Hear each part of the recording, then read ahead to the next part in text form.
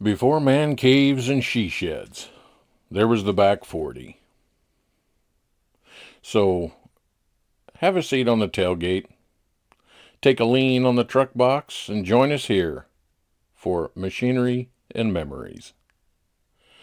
This series is dedicated to some tractor history and other farm equipment from a bygone era.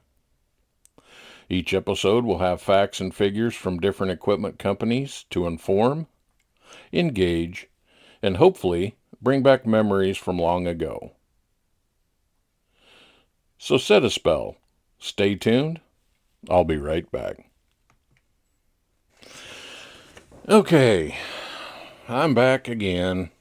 What we're going to do, I'm just going to start off with International Harvester. And if I ramble, I ramble. If you have any questions, any memories, throw them in the comments. I will try to read them. And I have information on obscure models of all manufacturers. I'm just starting off with one of the more well-known ones, International Harvester, Farmall. All right, let's start off here. Let's start with the 1530. As you may or may not know, 1530 means 15 drawbar horsepower and 30 belt or PTO horsepower. The 1530 it had a rear PTO and a belt, manufactured from 21 till 1928. And in 29, it was replaced by the 2236, which had a 1/4 inch bigger bore engine, and they turned it about 50 more RPMs to up the horsepower. The 1020 was from 1922 till 39. It was lighter and cheaper than the 1530. It was 2,000 pounds lighter at 4,000 pounds and about $1,000 cheaper. Oh, let's go to the Farmalls. The Farmalls are, of course, the row crop version. They had the regular from 24 till 1931. It was 22 belt horsepower. Then we had the F20. That was pretty popular. 32 till 1939. It was 1624. 16 on the drawbar, 24 on the belt. Then came the H, 39 till 1952. It was 31 horsepower. It was also pretty much the first styled one by Raymond Loewy. It had the styled sheet metal, good looking tractor. That was followed by, in 52, by the Super H. Same horsepower. That was 52 to 54. And then the 300 showed up in 1954 until 1956. Had 35 drawbar, 38 belt horsepower. Some of these horsepower specs, they've been picked up from all over the place, so they might not exactly, jive with what you've heard, but these are published specifications. 56 through 58 was the Farmall 350. It also had the TA. That's when the torque amplifier showed up. Same horsepower. It had a gas, diesel, or an LP version. Then we get into the next size bigger, which was the F50, or F30, excuse me. 32 to 39. In 1936, it got the hydraulic lift, and rubber tires showed up. So, if you ever rode one on steel, very unpleasant all day long. Good way to lose a filling. The venerable M showed up 1939 till 1952. In 1941, there was a diesel option, 33 drawbar, 36 PTO horsepower, and had a 5-speed transmission. 1952 till 1954 was the Super M.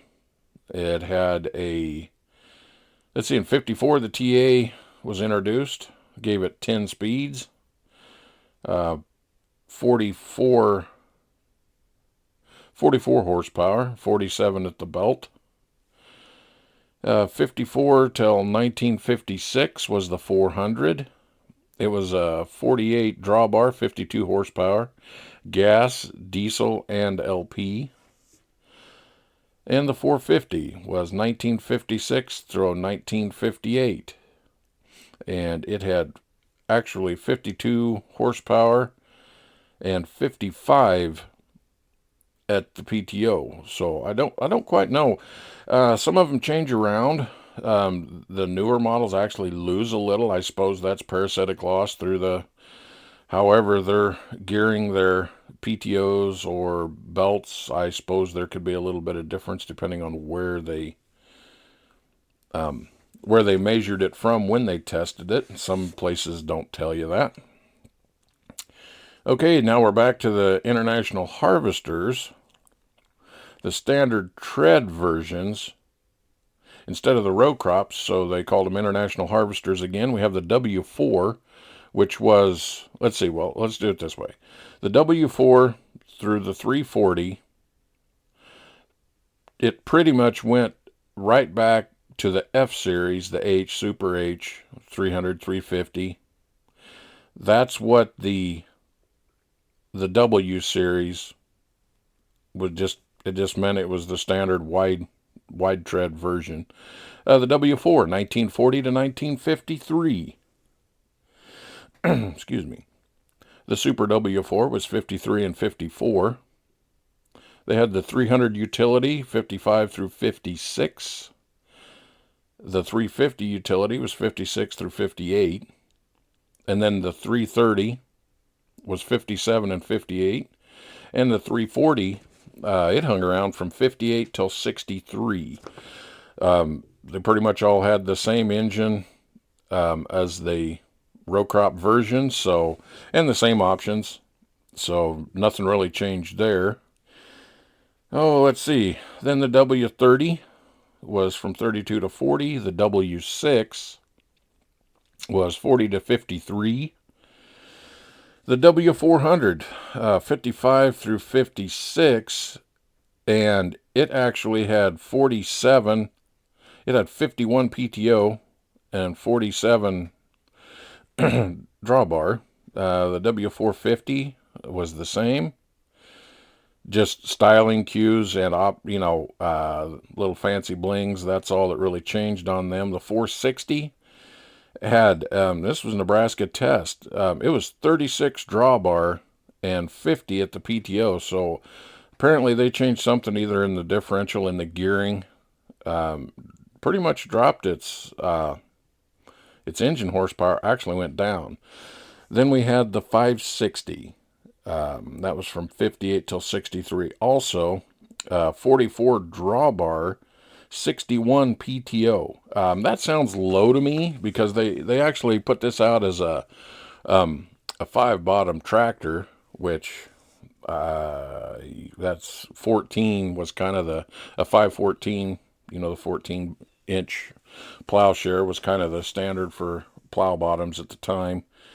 I don't know. I honestly have never ran a 560. The 460 was decent. 560, I know they had some differential problems because they didn't beef it up enough for the horsepower they put out. But it sounds conservative for 44 drawbar. But that's what the Nebraska test came out with. I suppose diesels are a little different than the gas and the LPs, as we know, and I suppose torque, things like that. But that's just kind of the first little blurb of information. I don't know what you want to hear. If you want, some more production numbers, I can kind of look that up. I'm going to go through, and this is by far not definitive. It's not all of the models. I have more for the Cub and some of the other series that were out. Most of this is going to be from the teens to the, around, the 60s.